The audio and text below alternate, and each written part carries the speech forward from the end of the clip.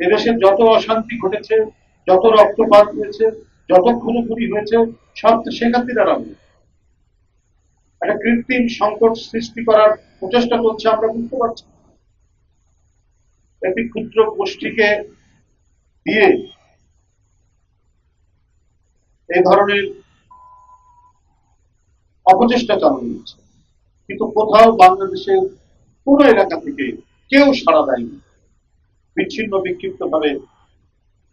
এবং এটা বোঝা যায় যে প্রকাশ্যে পার্শ্ববর্তী দেশ থেকেই এই উস্কানিটা আসছে, এবং এই উস্কানিতে কিছু স্বার্থন্বেষী মানুষ অশান্তি তৈরি করার চেষ্টা করছে। সেটাও আস্তে আস্তে মানে স্তীমিত হয়ে গেছে, এবং বাংলাদেশের জনসমাজই প্রভাবই পড়ে। এখানে গণতান্ত্রিক পরিবেশ বিরাজ করছে, এবং চূড়ান্ত গণতন্ত্র অর্জনের জন্য আমরা আমাদের কাজগুলো করছি।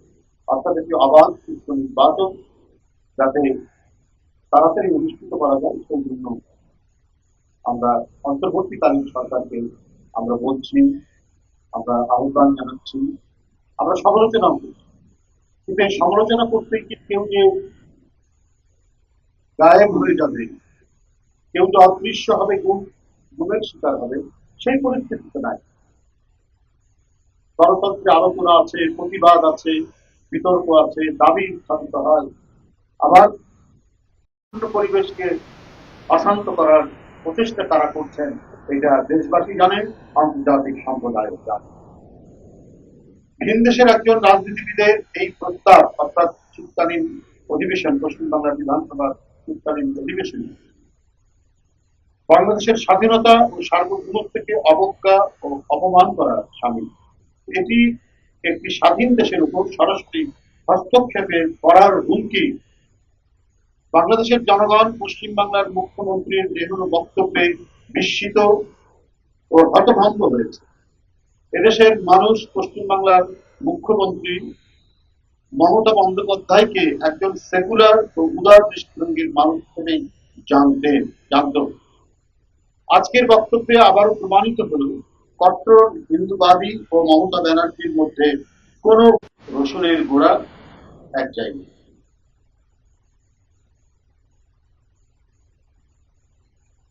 ভারতের প্রায় অধিকাংশ রাজনীতিবিদই বাংলাদেশের মানুষের স্বায়ত্তবোধ ও নাগরিক স্বাধীনতাকে মান্য করে না। সেই কাতারে মমতা ব্যানার্জির অবস্থান পরিষ্কার করে। এরা নিজ দেশের অন্যায় দেখেও না দেখার ভান করে। গুজরাটের হাজার হাজার মুসলিম হত্যার সেই ট্র্যাজেডি আজও বিশ্ববাসী বিস্তৃত হয়নি। কাঁটাতারের বেড়ার উপর ফেলানির ঝুলন্ত লাশ এরা কি ভুলে গেছেন? ভারতের কেন্দ্রীয় সাম্প্রদায়িক শাসক গোষ্ঠীর সঙ্গে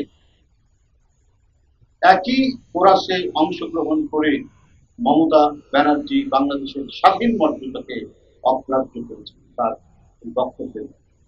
তবে আমরা এটাও বিশ্বাস করি, ভারতে যে স্ট্রং মিডিল ক্লাস আছে,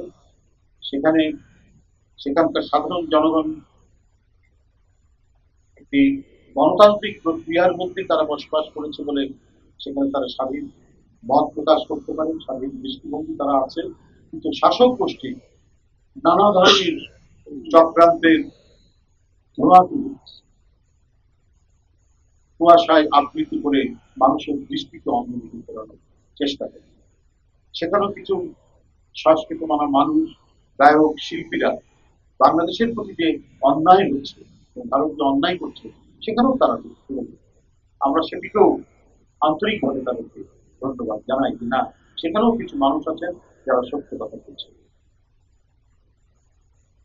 বন্ধুরা, পশ্চিমবাংলার মুখ্যমন্ত্রীর বক্তব্যে মনে হচ্ছে শেখ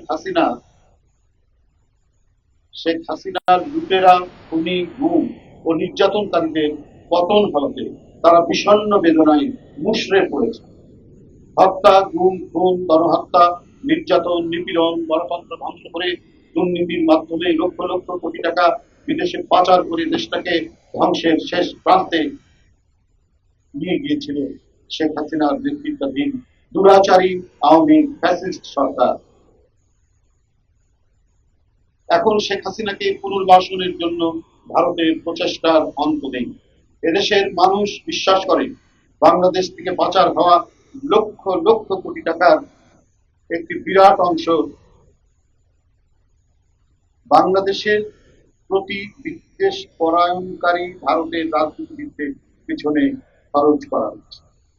যে টাকাটা পাচার হয়েছে তার একটি বিরাট অংশ ভারতে ভারতে নিয়ে যাওয়া হয়েছে এবং সেখানে যে সমস্ত যারা বাংলাদেশের প্রতি বিদ্বেষ পরায়ণ সেখানকার নীতি নির্ধারক এবং রাজনীতিবিদরা তাদের পেছনে খরচ করা হচ্ছে। তা না হলে এখন এভাবে একযোগে বাংলাদেশ বিরোধী জিগির উঠছে কেন ভারতের রাজনীতিবিদ এবং নীতি নির্ধারকরা?